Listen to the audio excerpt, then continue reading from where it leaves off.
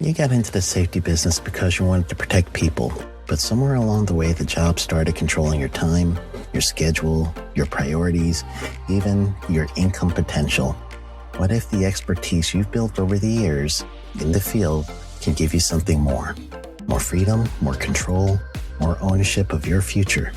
I'm Sheldon Primus, the author of 7 Steps to Starting a Profitable Safety Consulting Business and the host of the Safety Consultant Podcast, with more than 350 episodes helping safety professionals become consultants and grow their career. Consulting changed my life. In fact, I'm a full-time RVer, and one consulting contract paid for my home I live in today. Now, I help safety professionals build their own consulting practice through bi-weekly coaching calls, accountability, and personal guidance. But this program isn't for everyone. Start with the Consultant Readiness Audit at sheldon.coach.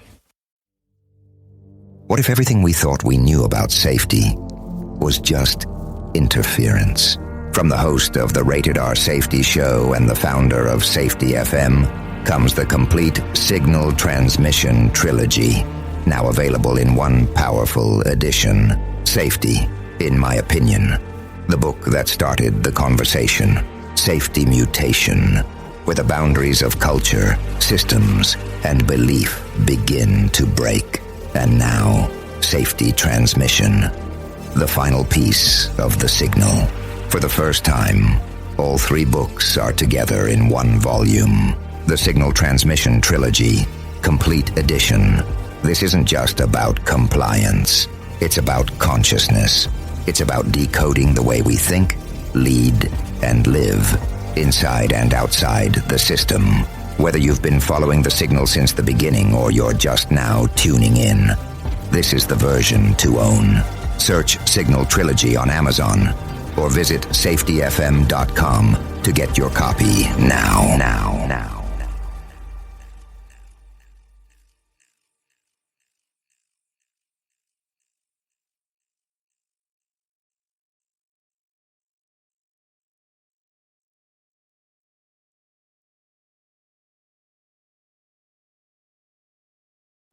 You got into the safety business because you wanted to protect people, but somewhere along the way the job started controlling your time, your schedule, your priorities, even your income potential. What if the expertise you've built over the years in the field can give you something more? More freedom, more control, more ownership of your future. I'm Sheldon Primus, the author of 7 Steps to Starting a Profitable Safety Consulting Business and the host of the Safety Consultant Podcast, with more than 350 episodes helping safety professionals become consultants and grow their career. Consulting changed my life. In fact, I'm a full-time RVer, and one consulting contract paid for my home I live in today. Now, I help safety professionals build their own consulting practice through bi-weekly coaching calls, accountability, and personal guidance. But this program isn't for everyone. Start with the Consultant Readiness Audit at sheldon.coach. What if everything we thought we knew about safety was just interference? From the host of the Rated R Safety Show and the founder of Safety FM comes the complete Signal Transmission Trilogy, now available in one powerful edition. Safety, in my opinion, the book that started the conversation.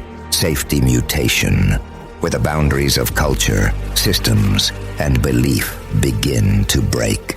And now, Safety Transmission, the final piece of the signal. For the first time, all 3 books are together in one volume. The Signal Transmission Trilogy, Complete Edition. This isn't just about compliance. It's about consciousness. It's about decoding the way we think, lead, and live, inside and outside the system. Whether you've been following the signal since the beginning or you're just now tuning in, this is the version to own. Search Signal Trilogy on Amazon or visit safetyfm.com to get your copy now.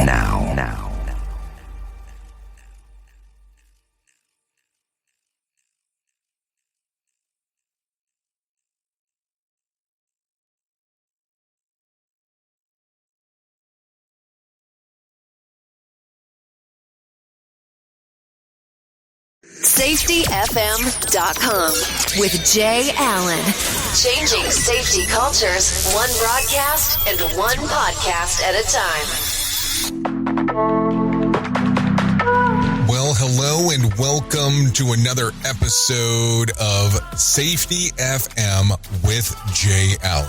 I hope everything is good and grand inside of your neck of the woods. And yes, today is Tuesday, October the 17th. As I've told you in the past, we try to keep these as close to real time as possible, just so you know. So I am recording this on the morning of the 17th. Now, I'm going to tell you, I did sit back today and actually was able to have a conversation with Michelle Johnson. And we're going to go into some information here. And we're going to start talking about her career, but the conversation does take a turn and going into something that's very important, near and dear to her heart. And I want you to take a listen to this because I think it's such an important conversation. And I'm going to come back on the back end and we'll talk a little bit there. So let's not wait too long. And let's start off with our conversation with Michelle Johnson here on Safety FM with Jay Allen. Let's get it started right now. So I always like to start off with the great portion of how did you get into the industry? And then we'll get into some of the other fine details of the things that we really want to discuss. So how I got into the utility industry was kind of a long story, but the short of it was I got laid off from work. I had to find a job. I found a temporary job with a major corporation working as a contractor for utilities. And that kind of turned into a permanent thing. And one day a utility customer noticed me and said, "Hey, how would you like to come to work for us?" And that's kind of how it all started. So if you don't mind me asking, how long ago was that? That was 1993, so 30 years. 1993. So you've been doing this for quite some time then. I mean that in the best of ways. I don't mean that. No. I jokingly say all the time, I'll be 59 and a half in April. All bets are off after that. Very nice. But I love what I do now. You know, I transitioned over to the hop world after almost 30 years in safety. And it's not that I disliked safety. It's just so much of a thankless job, and compliance can be so difficult, especially in the construction world. So it was a refreshing change for me. So as you reference that real quick, you say that it's kind of a thankless job. You've been inside of the hop world. So what were you doing before? What did your versionality of safety before you heard of human organizational performance? What did it look like? Well, I had heard of human performance, years ago, obviously, and had gone to the HPRCT or whatever they're calling it these days. Back before it was in Colorado Springs all the time. It was in Jackson Hole that year, I think, and was very involved in human performance and safety. The department was safety and performance improvement, and so I was kind of doing a little bit of both, and my style with safety always was, show me what you're talking about. The crew would come and say, we have this problem with fall protection or whatever. And my style was always go out on the floor, show me what you're doing, show me how you get the work done, and to try to problem solve together. But I was working out actually in New Mexico and felt like I needed to get back home because I had a mom that was getting older and my daughter had a son that had significant developmental and medical disabilities. So I came back to the Southeast, and when I did that, I landed myself, after about a year in the plant, I landed myself in a compliance corporate role, and that was strictly regulatory interface and writing procedures and hold on. Are you trying to tell me as you can? It's impossible to. So are you telling me that you tried to sign up for this job for a regulatory job? I mean, I have a high stress level when I hear something like that. Well, this is maybe a little bit arrogant, but when it comes to procedure writing, I'm pretty good at it. And I know how to include all of the regulatory things and still write them in a way that they're easy to understand and user friendly, but that still doesn't make them perfect. Right. So I did kind of sign up for it in a way. I agreed to come to corporate actually to do process safety management, and things just kind of changed. And I wound up in what I called procedure land. Very nice. So let me ask that. So how is the transition for you from New Mexico going all the way to the Southeast? Because, I mean, there's a landscape different there for sure. Oh, I grew up outside of Nashville, so okay. I missed the green.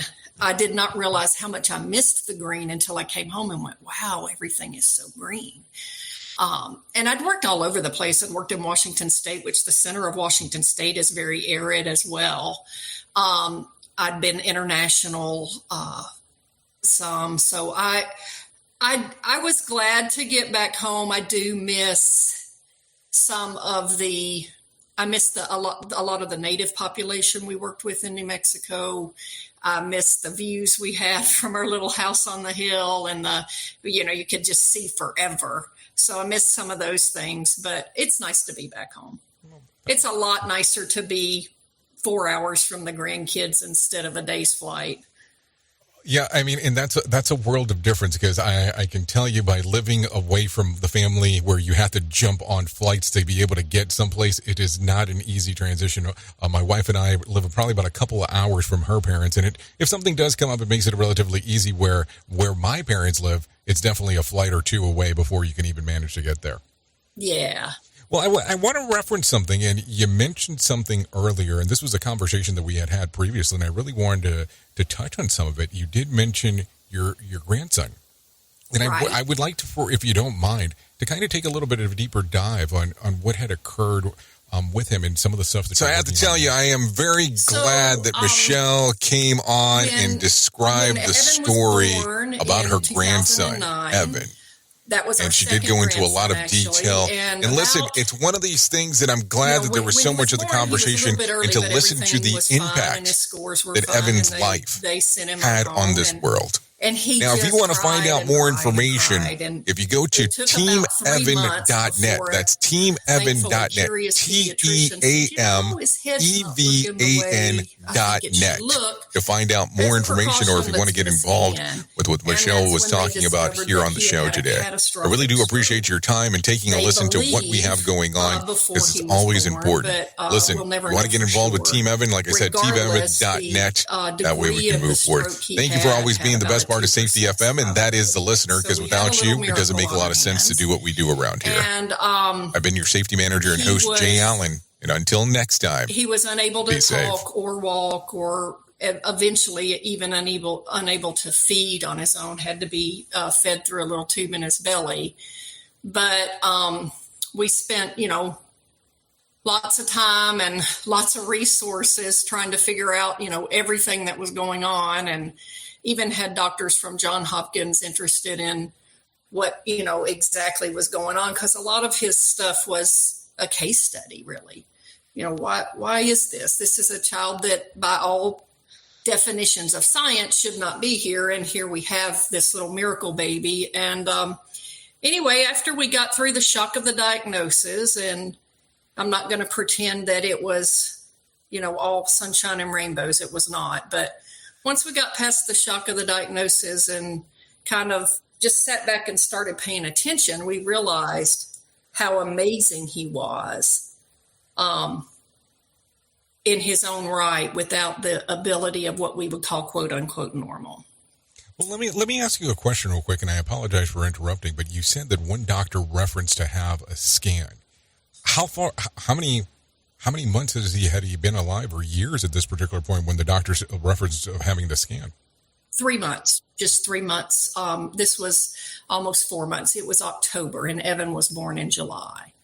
And so Evan had an incredible pediatrician, and his pediatrician was very thorough, and one of those pediatricians that did work overseas and very generous with his time. And he said, let's do a scan. And as soon as he got the news, he didn't call my kids. Obviously he called them, but he met them in the chapel and broke the news. And and immediately started working on every resource that he could think of to make sure that Evan got as much therapy as he could get up front, because there's even a program called Babies Can't Wait, because they realize that the sooner a baby or a child gets into therapy, regardless of the diagnosis, the better chance their brain has to rewire itself and work what we would call normally. So you made some references there about this program that was available. So how soon are they able to get him in? How soon are they able to get Evan into the program? I mean, was it an immediate thing, or is there kind of still even a small wait of time before they're able to do anything? Well, within a couple of months, he was into some therapies and things. The problem is that the other thing that you realize, and it's my kids going through all of this, but I'm helping all that I can. What you realize off the bat is 2 hardworking parents with good insurance is still not enough. Because insurance will deny for whatever reasons they deny for. I'm not going to pretend to be an insurance expert, but they'll pay for a pill in pill form, but a medication in pill form, but they won't pay for it in liquid form. Well, how do you give a child who can't eat a pill? So it's constantly a fight. So my daughter was constantly in the system, navigating the system to get every program, grant, anything that she could get that would cover what insurance would not. So as you're seeing this and going through this, because believe me, it sounds like you're a full participant. This almost sounds like it is an additional job. It's an additional full-time job, seeing, okay, the insurance providers will do this, will not do that, and you're able to work with it somehow. I mean, I can't imagine the level of rejection that's coming back and forth. So what are these interactions like? I mean, what are we talking about timeline? Are we talking months on end in regards of disputing back and forth? And because this is something that's we'll say a newer diagnosis, something that, they're saying that it could be almost a level of a case study, I would imagine you're getting all kinds of denials going forward, or am I looking at this the wrong way? No. I can't count the calls I got of my daughter frustrated or in tears because they wouldn't pay for a wheel. So here's an example. They'll pay for a wheelchair for a 6-year-old based on what a 6-year-old child, should be size-wise. But Evan's growth restricted. He was growth restricted from the get-go. So he is, 4 years old, but he's the size of a 2-year-old. So they want to pay for a wheelchair for a 4-year-old that's going to be no good for the child that is the size of a 2-year-old.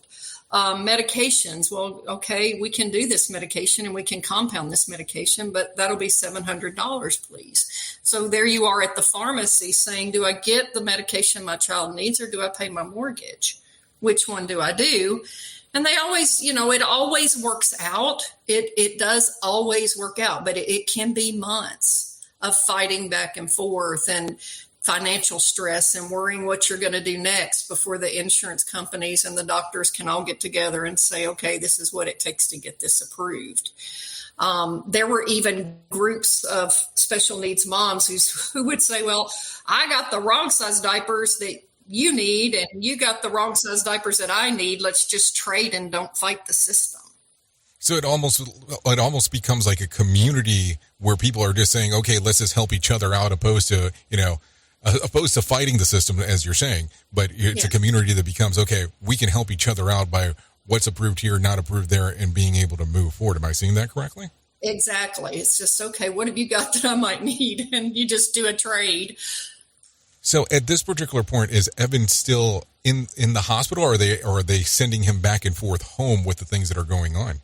No, he was never hospitalized for the stroke itself. He was just going back and forth to appointments. But from the time of diagnosis, it was neurologist, endocrinologist. I mean, obviously orthopedics, every specialist, eye specialist, every specialist you could dream of, and trying to navigate all of that as well and get all the doctors on the same page. And trying to navigate appointments so you could have an appointment day instead of 15 appointments scheduled over 2 weeks. I mean, you still have jobs, right? You got to go to work. And so there was just all of that navigating back and forth between the different specialists. And that took about probably a year and a half to really calm down and kind of smooth out to where it became normal checkups.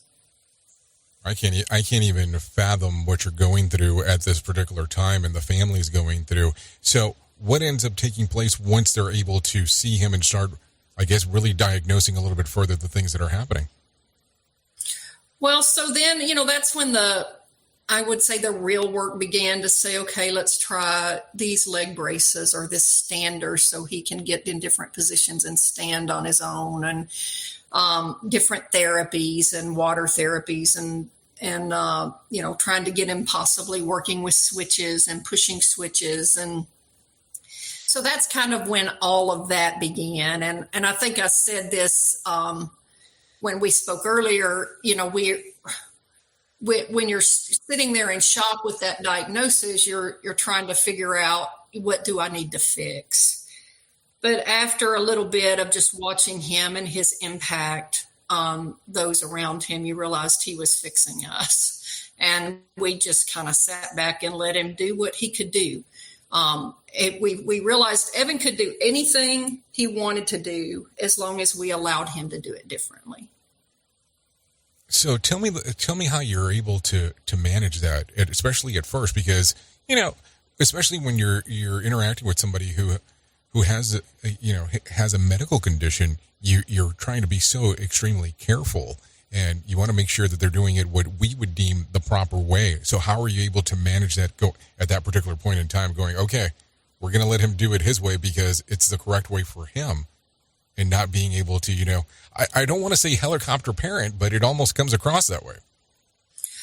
Well, yeah, I mean, obviously you have to have pretty rigorous oversight, because a medication mistake, there's all kinds of things that could, end his life. So you have to be very, very careful. And things as simple as Evan played on a baseball team, an inclusive baseball team run by an organization called not run by the Miracle League, but it's called the Miracle League. And so it's for kids that can't play traditional baseball.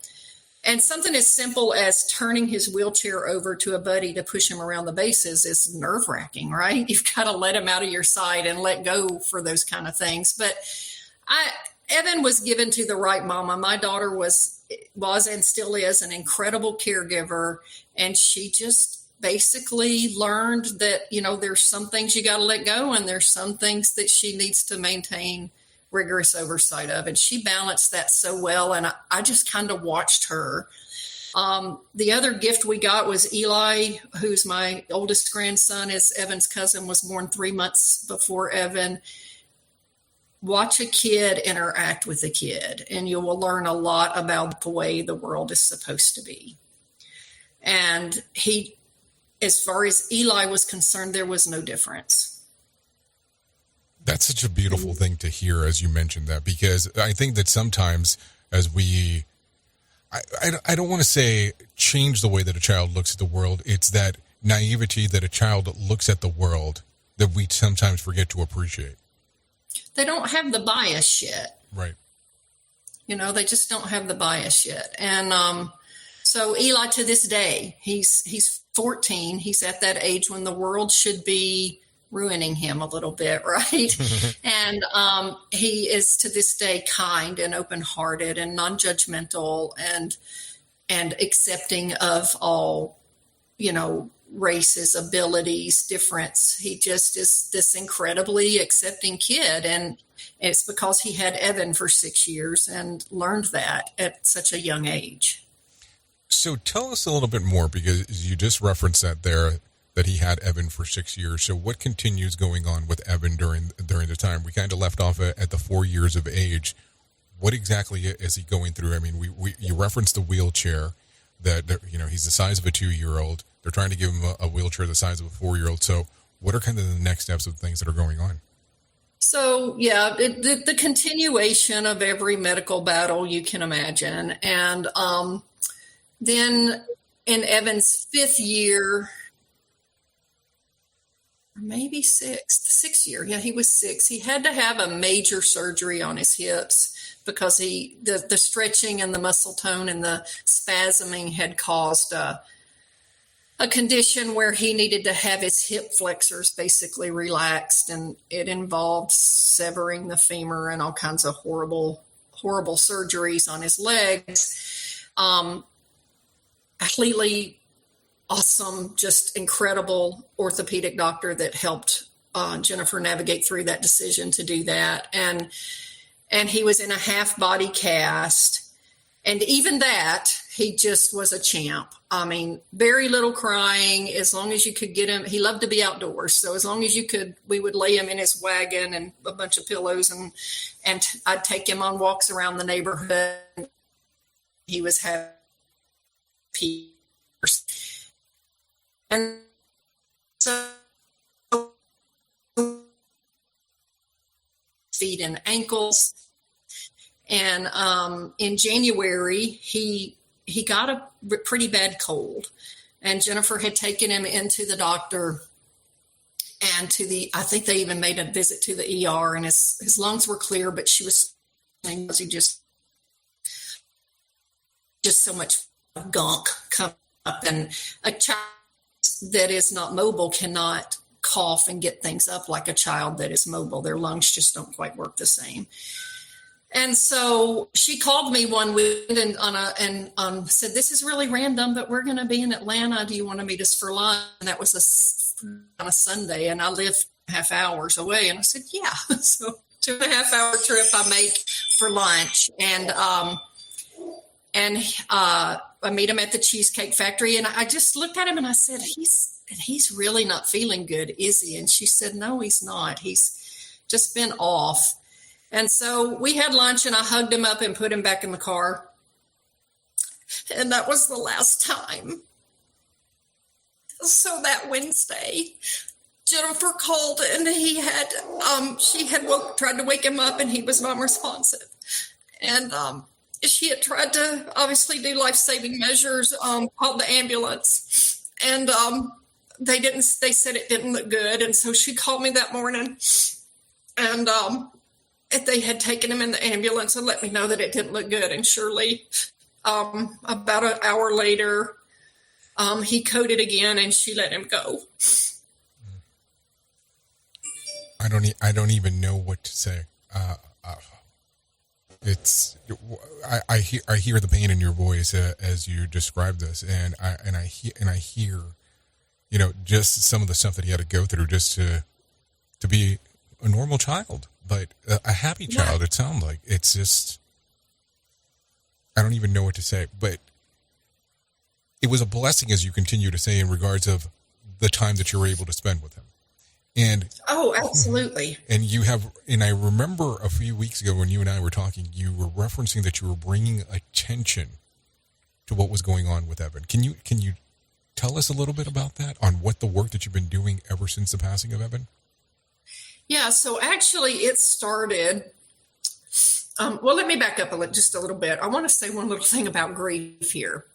Evan's been gone since 2016, so he's been gone longer than we had him. And people try to put grief in this pretty little bell curve, and it's really not. It is all over the place. And I always say it doesn't necessarily get better, but it does get different. So if anybody happens to listen to this and they wonder what's wrong with them, there's nothing wrong with you. Just keep on keeping on. It gets different. It just doesn't get better.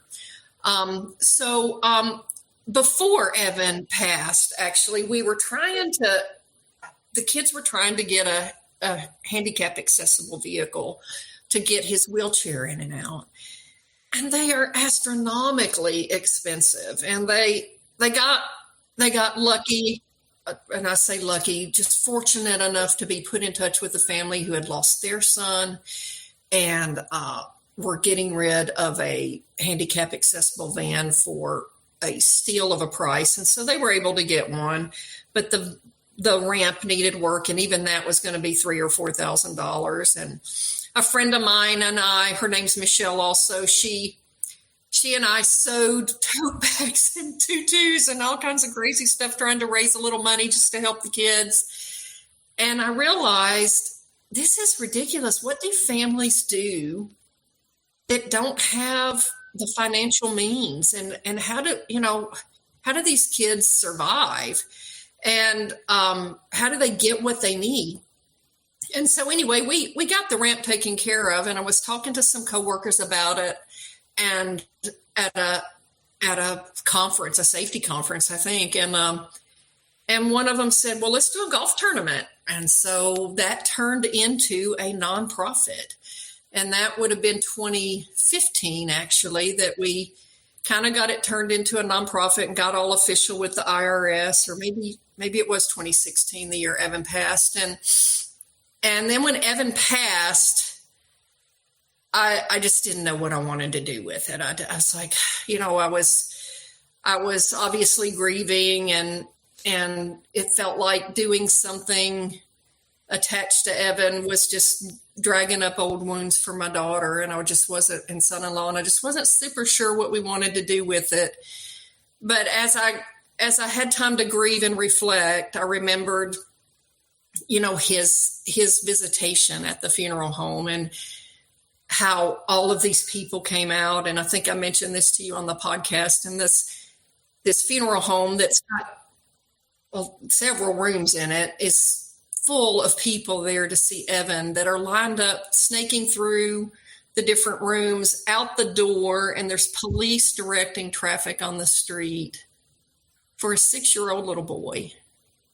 And so once I got over myself a little bit, and I said, what excuse do I have? He made such an impact in 6 short years. I have no excuse. I have a perfectly abled body, and I need to use it to make a difference. And I decided at that minute that I was going to keep raising money, even if it was only $500 a year. I was going to keep raising money to help families who were going through some of the same things we were. And the other thing I realized during that time was some family friends of my daughter's had stepped up during that time.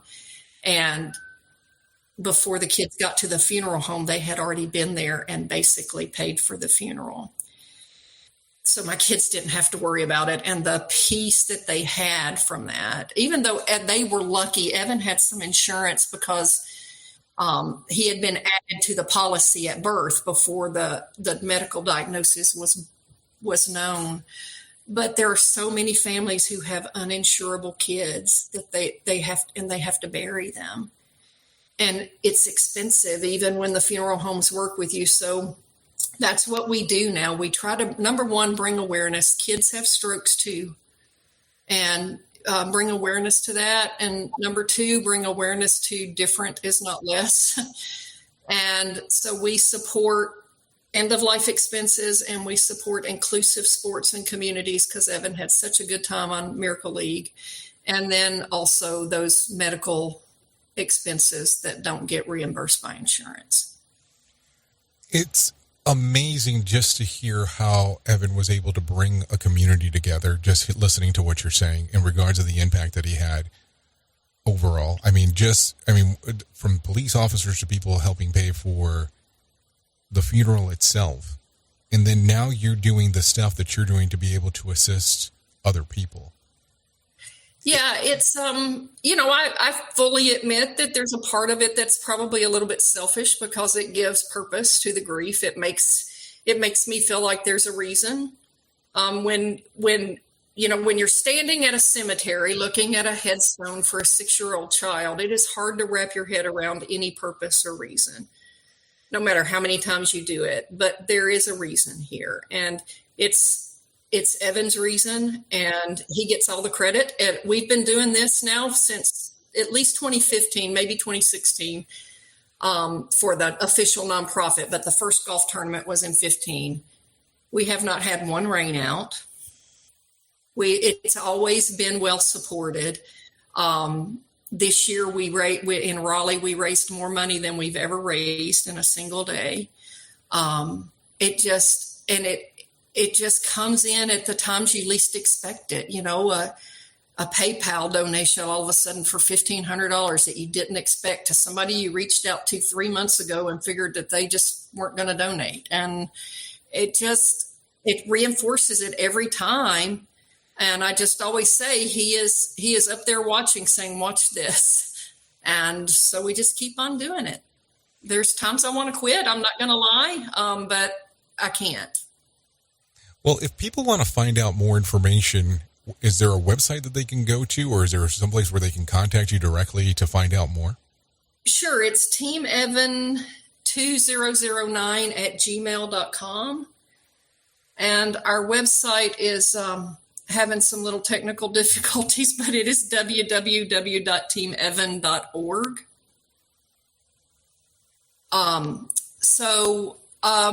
But yeah, I mean, the Gmail is always working. And as we get the website we're trying to do everything ourselves, literally, and this is not an exaggeration, 99.99% of everything we raise goes back. We're completely volunteer. The only administrative cost we have is insurance. We pay liability insurance. But the other costs are just associated with the fundraising we have, and every cent goes back. So if anybody wants to develop a website, I'll take that help too, because I've been trying to do it and I'm not website savvy. Well, Michelle, I really do appreciate you coming on and talking about this. It's such an important aspect. I really do appreciate it. And we'll make sure to put the website and the email in the show notes. Thanks again.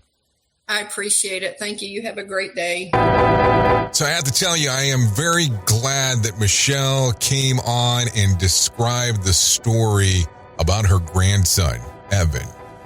And she did go into a lot of detail. And listen, it's one of these things that I'm glad that there was so much of the conversation, and to listen to the impact that Evan's life had on this world.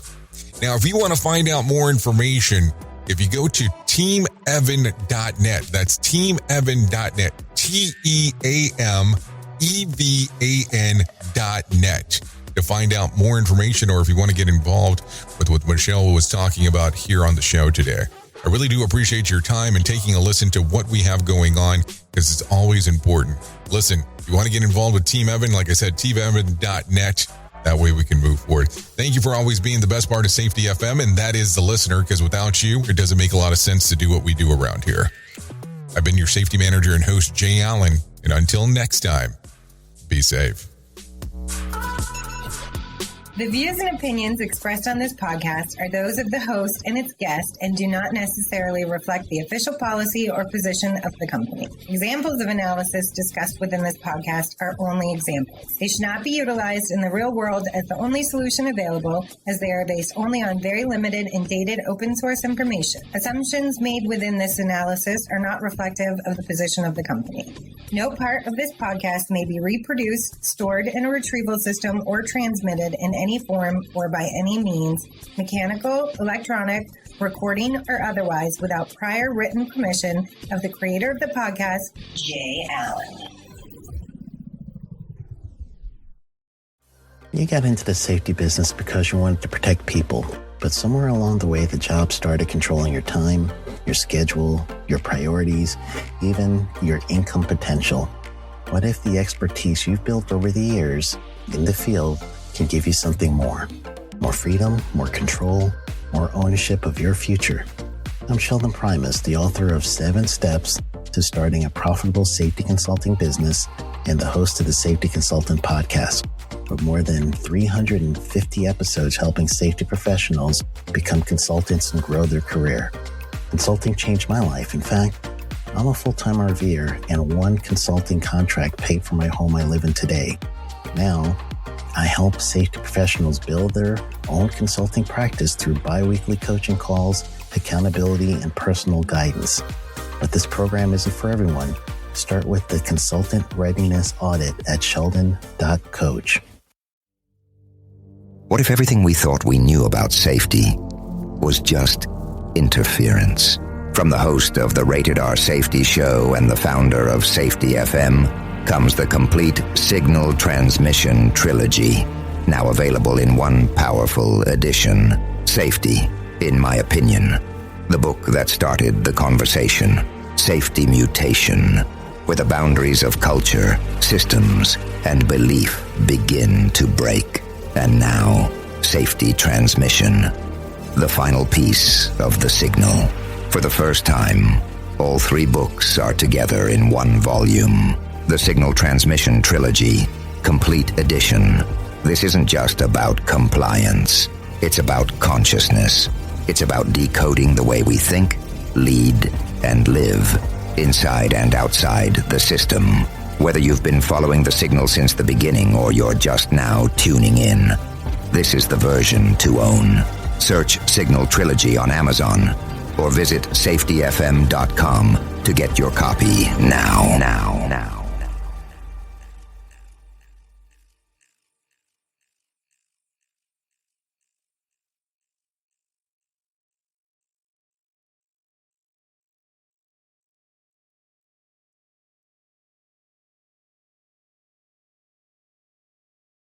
You got into the safety business because you wanted to protect people, but somewhere along the way, the job started controlling your time, your schedule, your priorities, even your income potential.